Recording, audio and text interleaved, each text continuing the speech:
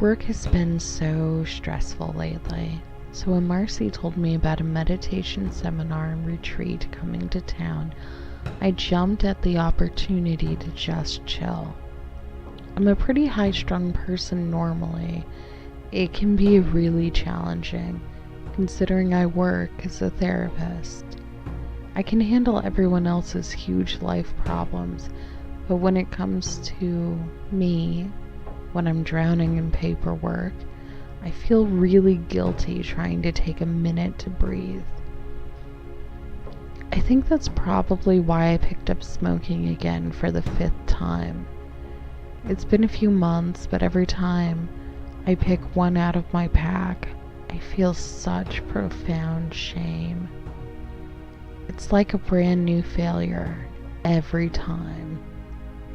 I know, it isn't as bad as some of the things I could be doing, but still, I feel like I have no willpower. I've never really been into the New Age thing, but Marcy seems so calm and collected. She does the essential oils and burns sage. She even wears a crystal every day. She's just one of those people. She's a sweet girl, a little out there, but it does seem to work for her. So I had high hopes for this little trip. If nothing else, a couple of nights in a hotel away from my immature sister and her oblivious boyfriend would do me some good. I would, at the very least, get some uninterrupted sleep. The seminar was downtown, so it wasn't exactly out of the way, and for $200, including my room, it seemed like a steal.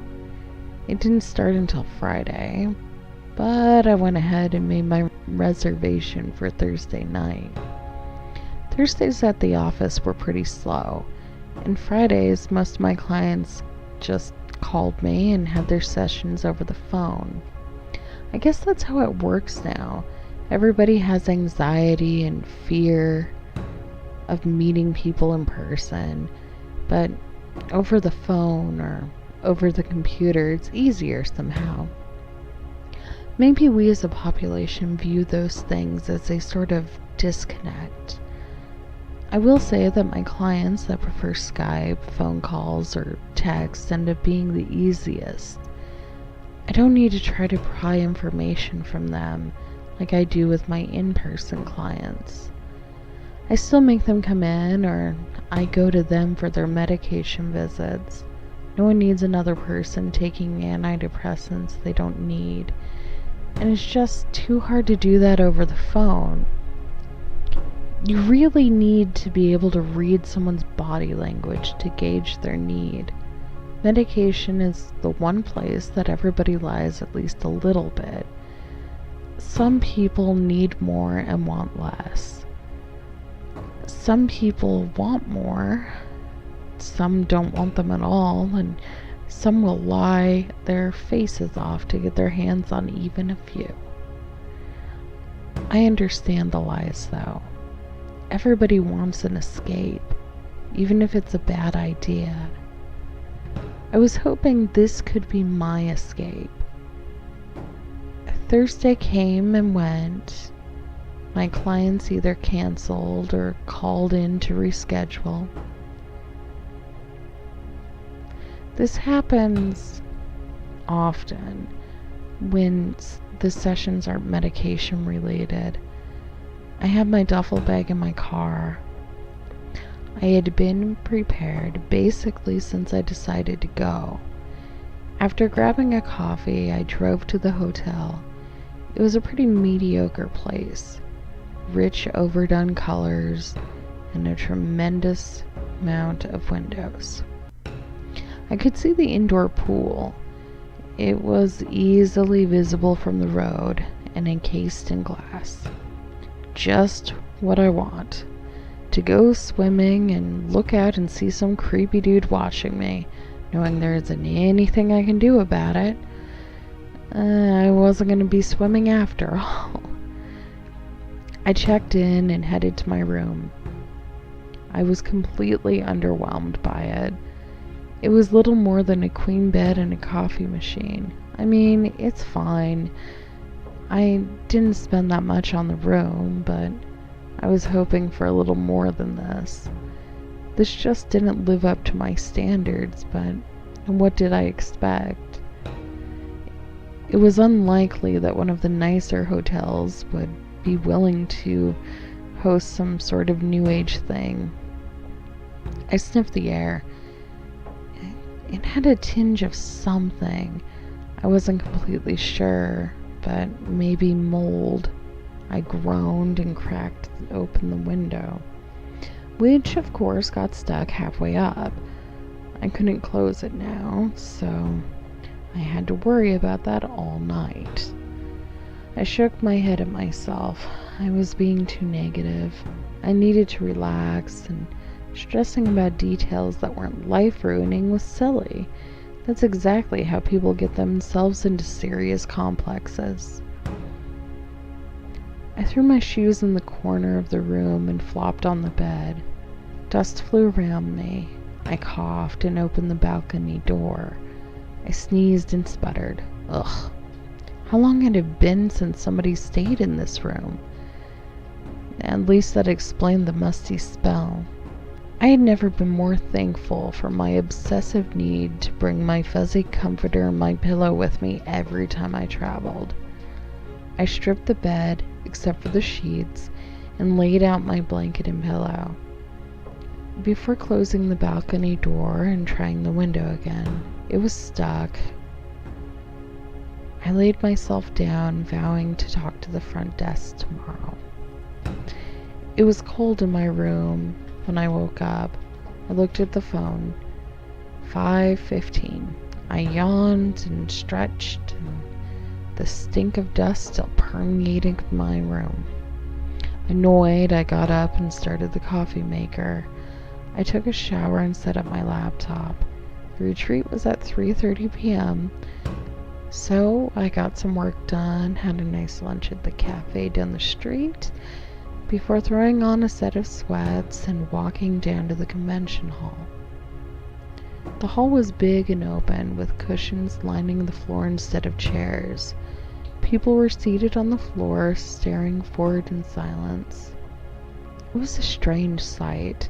Still, this is what I paid for, so I took a spot nearest the doors.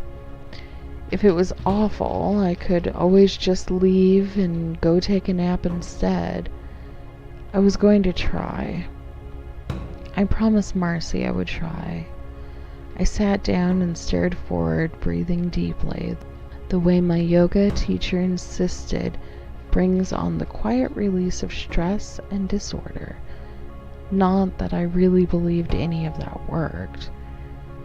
At least it never really worked for me, but still I promised and I was going to try.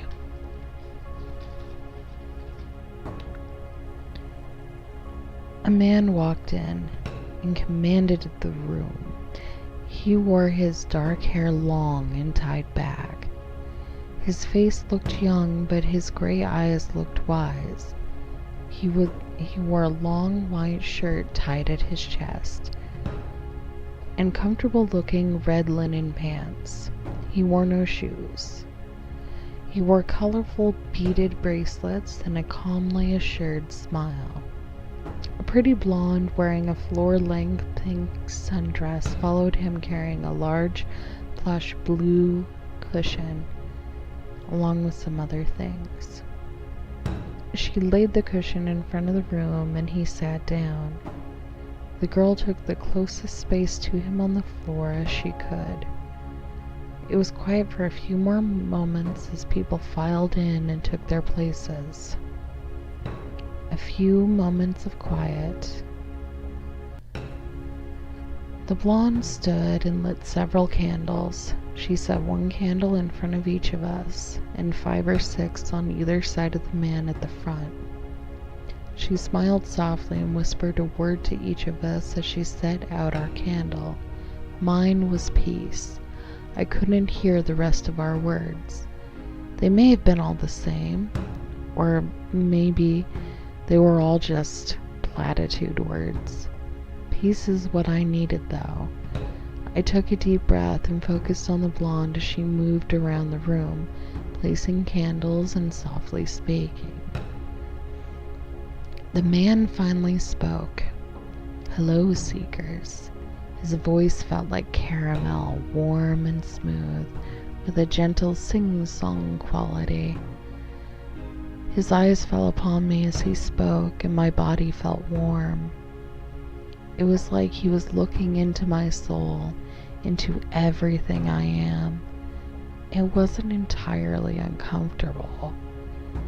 I think it should have been, but I liked having his eyes on me, even if the intensity of his stare made it hard to breathe. You may be reaching a point in your life, or have reached a point, where you feel like something is missing. Maybe with this time in meditation, while you are getting in tune with yourself, you can see that the missing part of you. My friend and helper Kelly whispered a word to you. That word is for you. It is the word I think you need. The word I think you are missing. I may be wrong. This is just what I felt as I walked past you. His words sank into my skin like warm water. His eyes scanned the room, but I felt as though he was just speaking to me. For those of you new to guided meditation, he continued, you must first learn to breathe. There was a murmur of laughter from the crowd. He smiled graciously. It felt so warm. Yes, we have been breathing since we were born, but learning to draw air into your lungs and to draw energy from the air are two different things. This sounded hooky, but I was pretty sure I already knew the breathing he was talking about. Like I explained earlier, my yoga instructor also taught us how to breathe. You need to draw the air in slowly, down in your belly. Let the air fill you up. Hold it for only a moment and exhale slowly. Be mindful of your breathing. Breathe slowly and with purpose. I was right. It was the same relaxing breathing technique all the people I knew would suggest if you said you were stressed. It did work at least a little bit, so I breathed slow with intention. Now, close your eyes and just breathe for a moment. Clear your mind the best you can. I know this part can be hard, so if you can't clear your mind completely, try and focus on something positive. What we are doing right now is preparing for the guided meditation. I am going to ask Kelly to turn on the music. It will be soft, but if it is distracting you, please just raise your hand and we will shut it off. Okay. Another murmur. Yes, I whispered. The music started, soft bird songs layered over ocean noises and classical piano. Open your eyes if you are ready, and keep breathing. I opened my eyes, staring directly at him. Focus on your candle. Watch the flame. Control your breathing. Do not let your candle go out. I looked at the candle, but it didn't hold my attention. I was drawn to the dark-haired man speaking to my soul. But I tried. I looked back at the candle and I focused. I want you to keep your eyes on the candle and listen to my voice. You may close your eyes at any time. You may lay down or stand. You may sit however you will be comfortable. I want you to be as comfortable as possible as we go on our journey together. I will signal with my voice when we are descending to another level. Please move only in these moments. You are welcome to move about now if you wish. I laid down the comfortable cushion under my head, my upper back cradled between the cushion and the floor. I am comfortable. I listen. All right. For those of you sitting, you may watch your candle or me or close your eyes. For those of you lying down, you may close your eyes. You may look at the ceiling. You may also turn to look at your candle, or you may look at me. However you will be most comfortable, this is where I want you to be, and this is what I want you to do. I stared at the ceiling, listening and focused. Let go of all thoughts and concerns. For the next couple of hours you are safe, and I am here with you. I will lead your journey. The music played for a few moments. The air smelled like wax and some nameless incense smoke. Your body is heavy, full of water, churning dark water. This is your stress and your pain. Take a breath. The water is cleaner, a little calmer. Exhale the stress. It's okay. Let it go. Another breath. A little calmer. Your body is lighter. The water is cleaner. Keep breathing. I felt a little lighter. My eyes were heavy. I closed them. The water is clean. You are clear. You are light. You are weightless. Now we are going to count backwards from 10. You will sink further into yourself as we go. 10. Breathe and focus on my voice. You are weightless. 9. My voice is lifting you just a little. You are floating. 8. You are safe. I am with you. 7. I want to see you see yourself entirely. All your flaws, all your beauty. Accept yourself as you are. You are safe. I am with you. 6. You are floating above yourself. 5. Let all the weight and stress fall from your fingers and toes. Let it leak onto the floor. 4. Go deeper now. Breathe deeper. You are sinking back into your skin. 3. You are sinking into your body. Breathe. 2. Settle. Focus on my voice. 1. I am here. You are safe. The room was so quiet, other than his voice. I was relaxed. My muscles released all of the tension.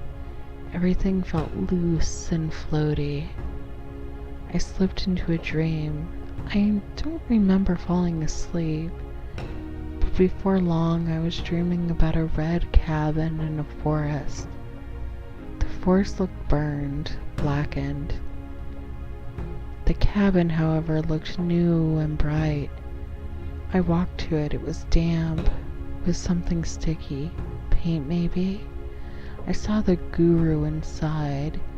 He was sitting cross-legged on the floor, surrounded by people. The people were dull and gray, except Kelly, who was wearing white, with streaks of red. Kelly was holding something. A gun, maybe? I wasn't sure. The bottom of her dress was red, fading into a rusty pink. I couldn't move towards the cabin, but I could watch. Kelly held the gun to her chest.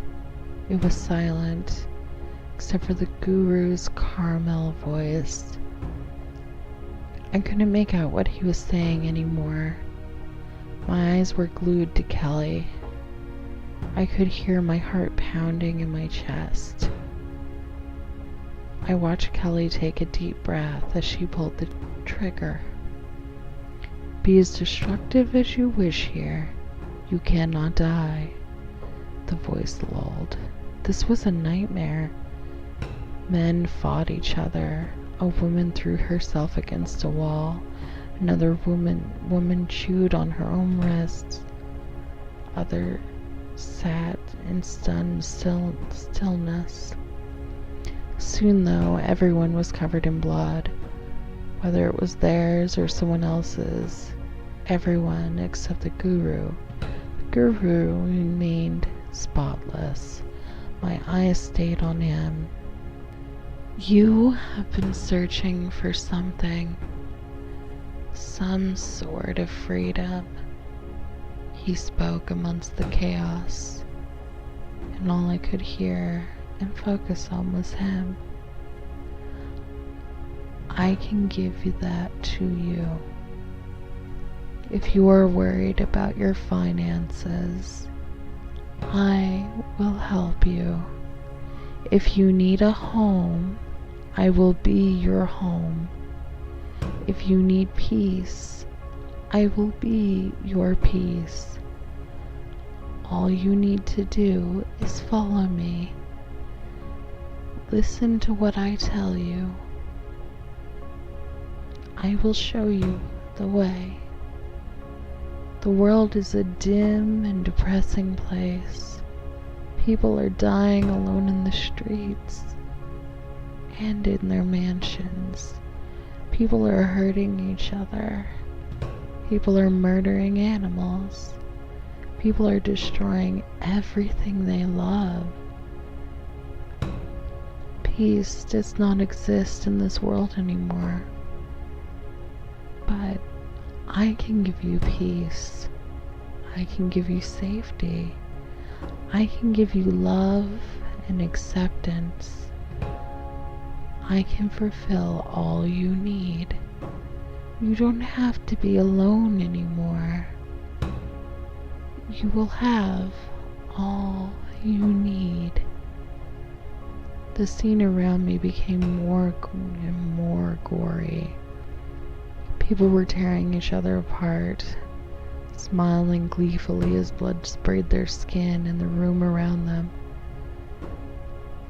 I am going to bring you back, his caramel voice sang. Now, on the count of 10, you will be back in your body.